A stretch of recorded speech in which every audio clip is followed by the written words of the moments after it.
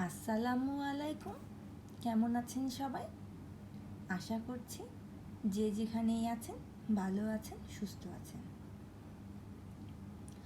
আপনাদেরকে আমি ছোট একটা ভিডিওর মাধ্যমে জিজ্ঞেস করেছিলাম যে আপনারা সবাই আমাকে ইনবক্সে বলেন, আপু কীভাবে ভিডিওগুলো রেডি করেন, আমাদের একটু বলবেন বা একটু ভিডিওর মাধ্যমে দেখাবেন। তো আপনারা অনেকেই কমেন্ট করেছেন, আবার অনেকেই ইনবক্সে বলেছেন হ্যাঁ আপু, ভিডিওগুলো দেখালে আমাদের জন্য একটু উপকার হতো। আমি প্রথমেও বলেছি, এখনও বলছি যে আমি অনেক কিছু জানি তেমন কিছু না। আমি যতটুকু জানি, যতটুকু যেভাবে আমি শিখেছি ততটুকুই আপনাদেরকে আমি বলবো।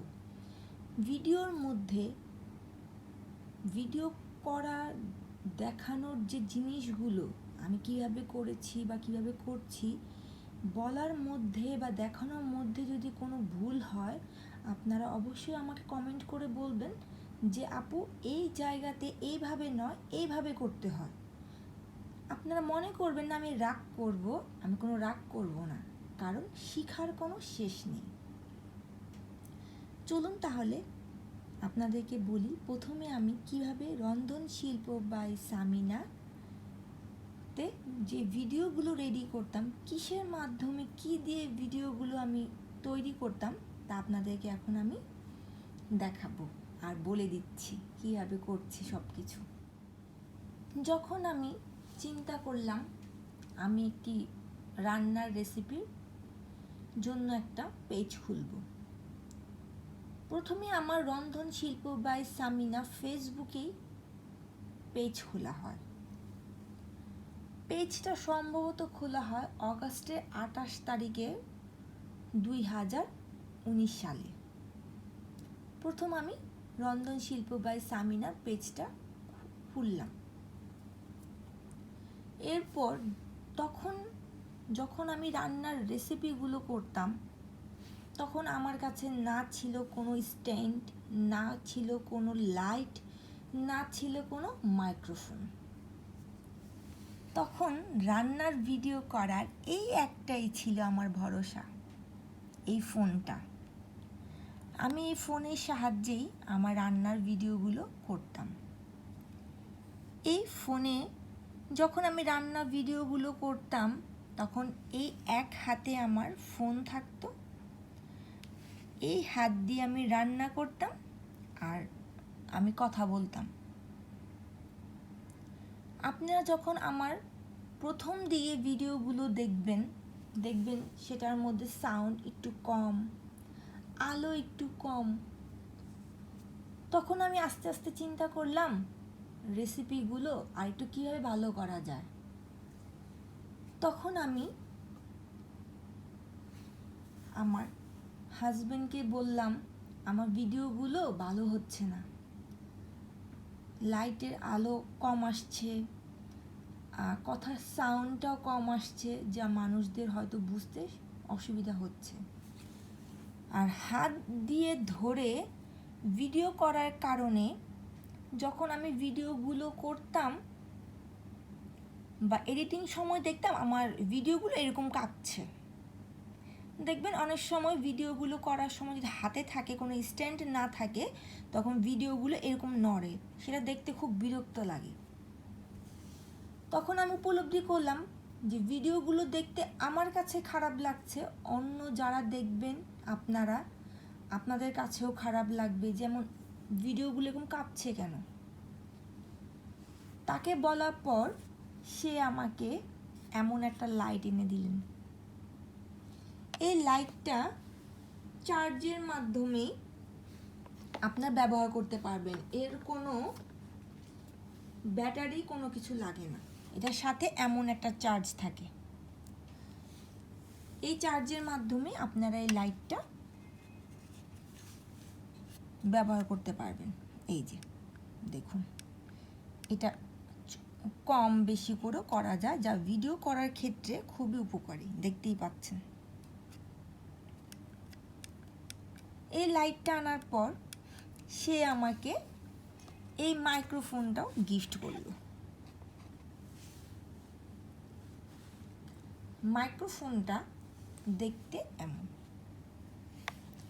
এই ফোন মাইক্রোফোনটা আপনারা কম বেশি সবাই চেনেন, বর্তমানে সবাই এটা ইউজ করে, এটা খুবই ভালো। এটার দাম মেবি 1000 থেকে 1200 টাকার মধ্যে হবে, এর বেশি হবে না। আর এই লাইটটার দাম ছিল আপনার 150 থেকে 200 টাকার মধ্যে। যার কথা না বললেই নয়, সে আমার হাজবেন্ডের কথাই আপনাদেরকে আমি বলছি। আমার রান্নার ভিডিওগুলো ভালো হওয়ার পিছনে তার খুবই অবদান আছে। সে আমাকে এগুলো এনে দিল আর বলল, তুমি এগুলো দিয়ে ভিডিও করো, তোমার সাউন্ডও ভালো হবে, লাইটটাও ভালো হবে। তারপর একটা সময় যে আবার চিন্তা করলাম, ভিডিও তো কাঁপছে, ভালো লাগছে না দেখতে। তখন আমি দেখলাম একটা ভিডিওতে এই স্ট্যান্ডগুলো বিক্রি করছে ফেসবুকের একটা পেজে। সেই পেজটাতে নক দিলাম, তাদের সোল্ড আউট। পরে আমি এই স্ট্যান্ডটা নিয়েছি আপনার মোতালিব প্লাজা থেকে। মোতালিব প্লাজাতে আপনার এখন বর্তমানে আপনারা যারা ভিডিওর জন্য জিনিসপত্র কিনতে চাচ্ছেন, মানে light, stand, ring light, microphone, এমন নানান ধরনের জিনিস আপনারা মোতালিব প্লাজায় পেয়ে যাবেন। সেখানে এগুলো জিনিসের কমতি নেই, অনেক ভেরিয়েশন আছে, দেখে নিতে পারবেন।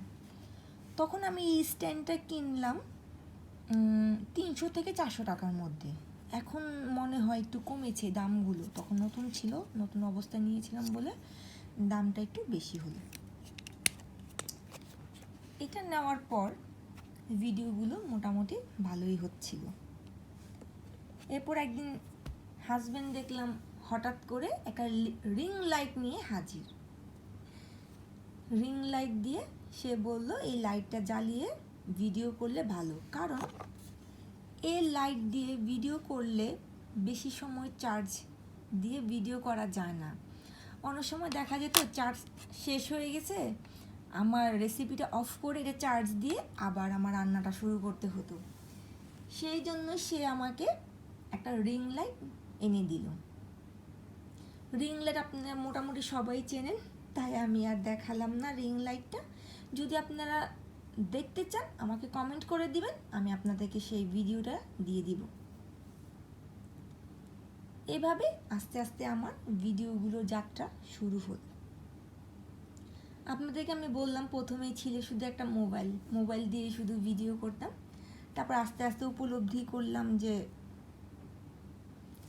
কি করলে ভিডিওটা সুন্দর হবে, কি করলে ভিডিও সাউন্ডটা সুন্দর হবে, সেভাবেই আমি আস্তে আস্তে করে ভিডিওগুলো শুরু করলাম। এরপর পেজ তো খুললাম আমি 2019 সালে। রন্ধন শিল্প বাই সামিনা প্রথমে ফেসবুকে পেজ খোলা হয় 2019 সালে।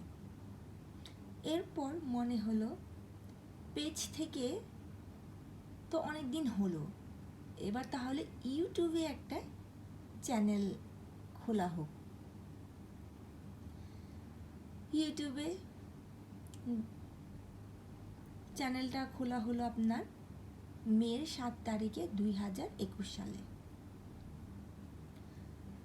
আপনাদের দোয়ায় এখন আমার চ্যানেলটা বর্তমানে 1.7।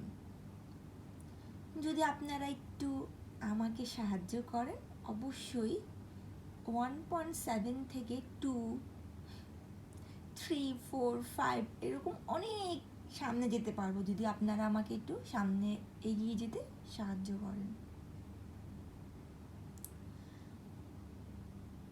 আপনারা যদি জানতে চান রন্ধন শিল্প বাই সামিনা পেজটি আমি কেন খুললাম, কী কারণে খোলা হলো, তাহলে আপনাদেরকে আমি বলবো। কারণ যদি শুধু শুধু বলি আপনারা বিরক্ত হতে পারেন, তাই আর নিজে থেকে বললাম না। যদি আপনারা জানতে চান তাহলে আপনারা আমাকে কমেন্ট করে জানাবেন রন্ধন শিল্প বাই সামিনা কিভাবে আসলো, কেন খোলা হলো, সেগুলা জানতে চাইলে আপনাদেরকে আমি জানাবো। তাহলে আজকে আপনাদেরকে আমি মোটামুটি দেখিয়ে দিলাম যে আমি রন্ধন শিল্প বাই সামিনার যে ভিডিওগুলো তৈরি করি, কি কি জিনিস দিয়ে কিভাবে ধাপে ধাপে আমি তৈরি করলাম সেটা আপনাদেরকে আমি বলে দিলাম। সামনে যে ভিডিওটা আসবে তা কিভাবে আমি ভিডিওগুলো করে এডিটিং করি, ভয়েস অ্যাড করি, ভিডিও একটু বেশি হলে কাটাকাটি কীভাবে করি সেটা আপনাদেরকে আমি দেখিয়ে দিব। তো আজকে এতটুকু। সামনে এই ভিডিওর দ্বিতীয় পার্ট নিয়ে আপনাদের সামনে হাজির হয়ে যাব। সেই পর্যন্ত রন্ধন শিল্প বাই সামিনার সাথেই থাকবেন। আর হ্যাঁ, যদি ভিডিওগুলো তেল পরিমাণও ভালো লাগে একটু শেয়ার করে দিবেন। রন্ধন শিল্প বাই সামিনাকে সামনে এগিয়ে যেতে সাহায্য করবেন। সেই পর্যন্ত বিদায় নিচ্ছি। আল্লাহ হাফেজ।